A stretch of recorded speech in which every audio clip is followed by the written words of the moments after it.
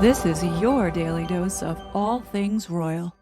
Welcome back, my gorgeous, good looking friends. So, Meghan couldn't stand that the First Lady of Nigeria had spoken out about the nakedness of celebrities in America. As we all know, that this speech was given soon after Meghan had visited Nigeria, walking around half naked. Now, if you are someone who have more than 2 brain cells and can critically think for yourselves, watching the clip on your own, you naturally come to the conclusion of her grouping Meghan Markle into the Americans that she was so describing, having a bad impression on the youth.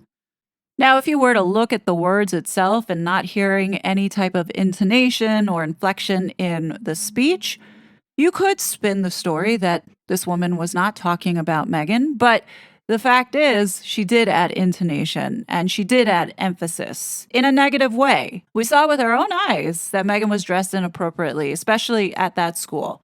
And being surrounded by children who predominantly are Muslim, not knowing the culture and the example that she's setting for not only the girls, but also for the boys who grow up and if they get sidetracked on the wrong direction, end up harming the women. The First Lady did not mince her words, and the public is not stupid. So this attempt to do damage control has failed.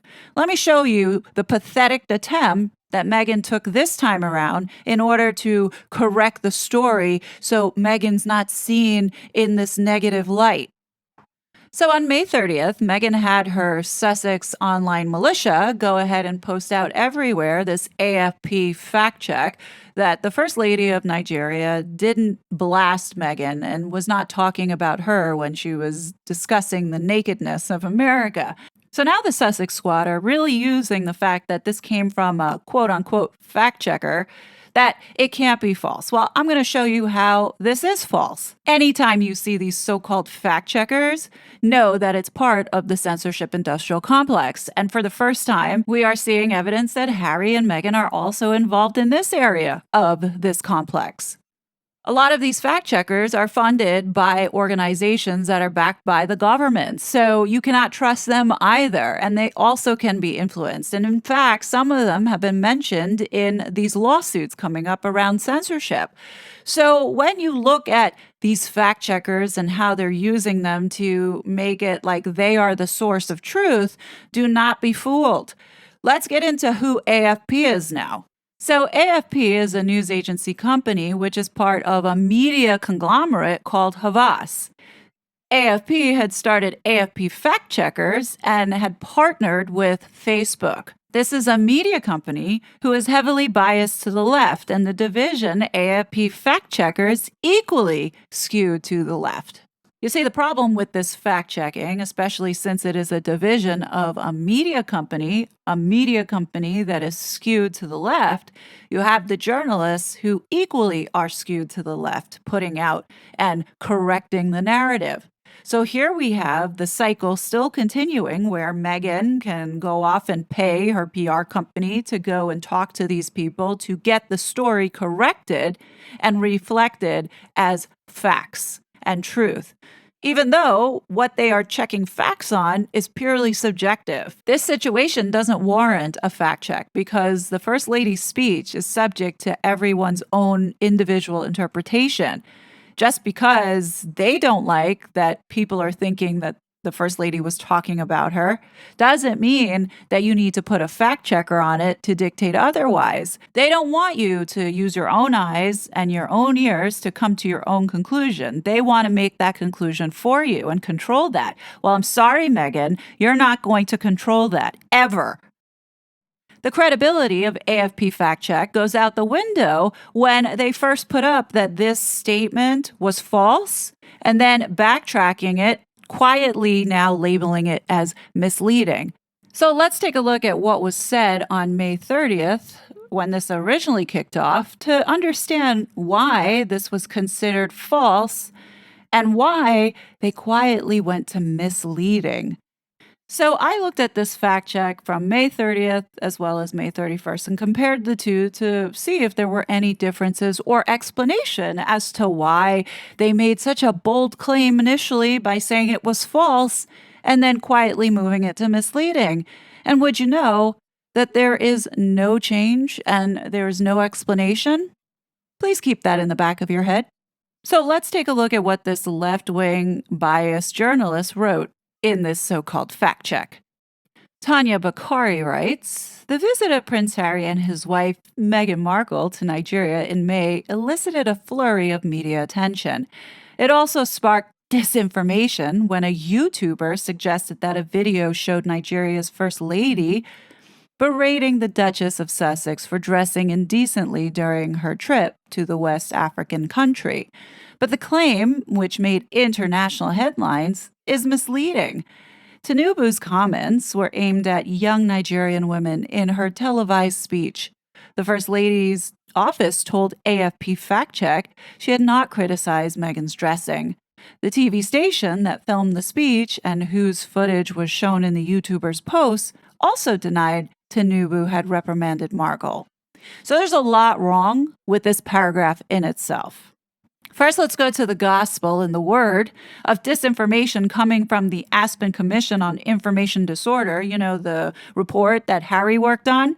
They define disinformation as false or misleading information intentionally created or strategically amplified to mislead for a purpose, political, financial, or social gain. Misinformation, they define it as false or misleading information that is not necessarily intentional.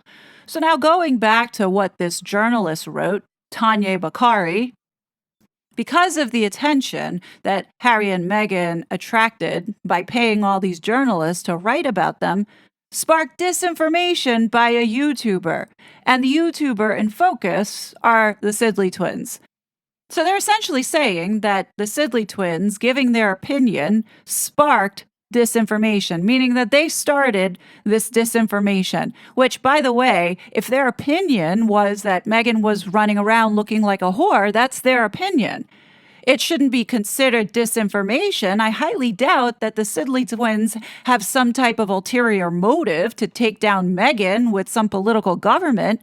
So to use the word sparking disinformation, meaning that they set it off with their opinion, which they're completely entitled to, is 100% manipulation being seen here with this so-called fact checker. The information that AFP is citing as disinformation that was intentionally put out there for political, social, and financial gain was this post from Nancy Sidley, in which she writes, Meghan Markle managed to create an international incident. We warned her about the clothes. The post contains a 1 minute and 14-second clip of the Nigerian First Lady speaking at the event, especially mentioning Meghan Markle's name. Just putting that out there. It also contains 2 photos. One shows Meghan Markle with a patterned halter neck gown, and the other is seen with the backless nude dress that she wore to the school. And they say that the caption includes disparaging hashtags directed at Markle. Well, let's take a look at these disparaging hashtags. So the key word here is disparaging. That is purely subjective. So whatever this writer thinks is disparaging is different to what you and I think is disparaging. If you're someone that knows nothing about Meghan Markle, half these hashtags like Scam Jam and Meghan Markle's Snapper Pal would mean absolutely nothing to you. Meghan Markle is a grifter. That's a fact. That's nothing defamatory. And Harry and Meghan are a joke. And yeah, they are funny. So why can't we say that they are a joke? So now as you break this down, you start to see how biased and influenced this particular writer is, and knowing that it's coming from Meghan Markle. It wasn't just the Sidley twins talking about this First Lady's speech being directed at Meghan Markle. All of us were talking about it. You'd have to be stupid not to realize that she was implying Meghan and her coming to Nigeria walking around half naked. Even people outside the Megxa community, Americans, were commenting and saying that Meghan was dressed inappropriately and is not a good role model to look up to.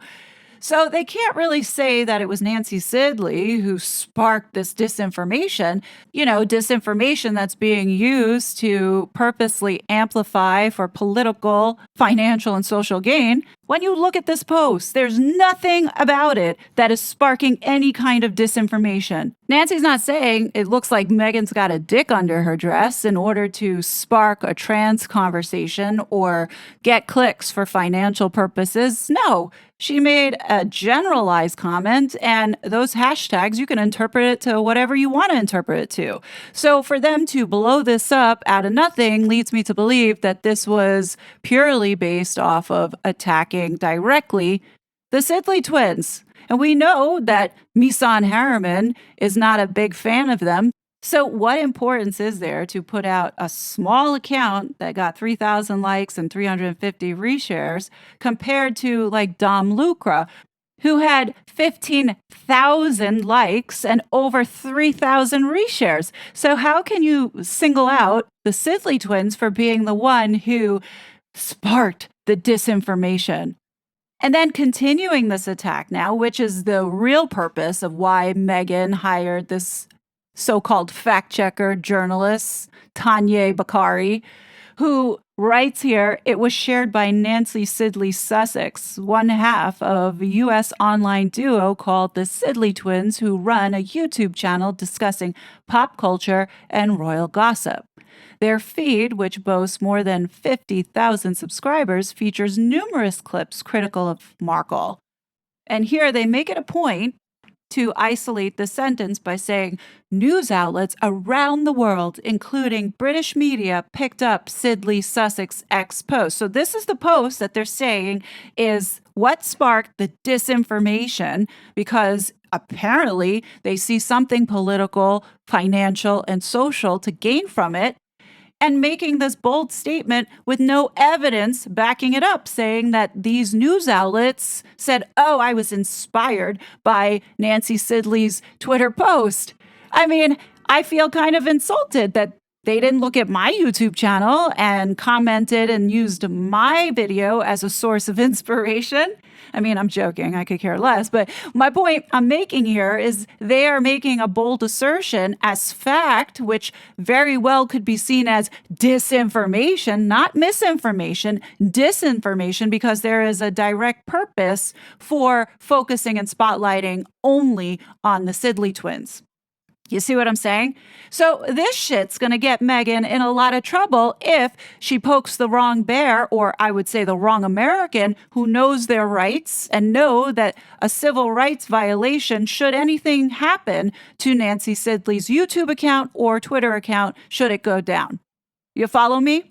If Meghan can use the defense of free speech in her lawsuit with Samantha, then I think Sidley twins or anybody else who gets suppressed on purpose as a result of Meghan behind the scenes having access and involvement with these censorship think tanks, as well as the big tech platforms and fact checkers and media companies, in order to control the narrative and brainwash the youth. Here's the thing. Meghan is putting stuff out into the public domain. We as the community in the public domain share that space. We have the right to comment and give our opinions and express how we feel in the United States of America, because that's our inalienable right.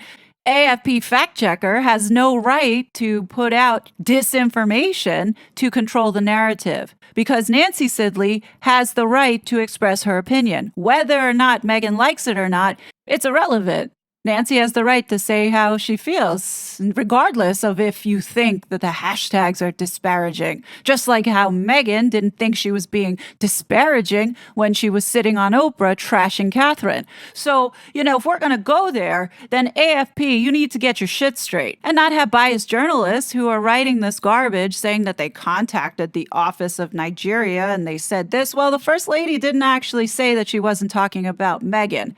The damage control that's going on here is so blatant that you all look like fools. The fact that Meghan had her people waste time to go ahead and craft this targeted campaign against Nancy Sidley, once again, is just backfired on her. And to show her that it backfired, not only is this attention that the Sidley twins are getting right now. Hopefully they're growing on X, but I'm hoping that they also grow on YouTube. And if you're not subscribed to these ladies, please go on over there and support them, even if it is just to piss Meghan Markle off, because that's the most that we can do here, is show them that we're not backing down, and we're going to get louder the more that she continues to pull this shit. In the event that the Sidley twins do see this video, I hope that they do now start to take a look at the censorship industrial complex and start bringing awareness on their side, because it is affecting them with what Meghan is doing. And I do think that people need to be aware of what they have been doing in America,